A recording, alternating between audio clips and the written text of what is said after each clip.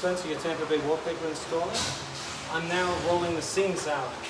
We're done doing the double cut. I did not videotape that for you, just too hectic. So I just want to show you that the wallpaper we're dealing with today is very soft. And there's a benefit and it's hard to cut because it's soft.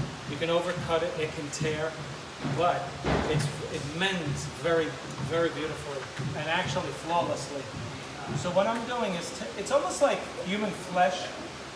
It literally goes right into place, okay? And you don't want to overdo your seam. And look, that's it. Seam is done. If you see the line, it's because it's wet and the paper underneath it is saturated with glue. Plus I used a very wet rag to wipe it off because I did a double cut, which means I flap a glue-sided piece of paper over the top of the other side. Why don't I use tape? Remember, it's wet, it can rip easily. So you don't want to use tape here. You can also pull off these sparkles, and you don't want them disproportionately voided where you have your tape. People will see that and they'll know exactly what you did, and then it doesn't look good. Now I want to get it out of the way for the welder. I'm going to do my cuts on each end and then we're done.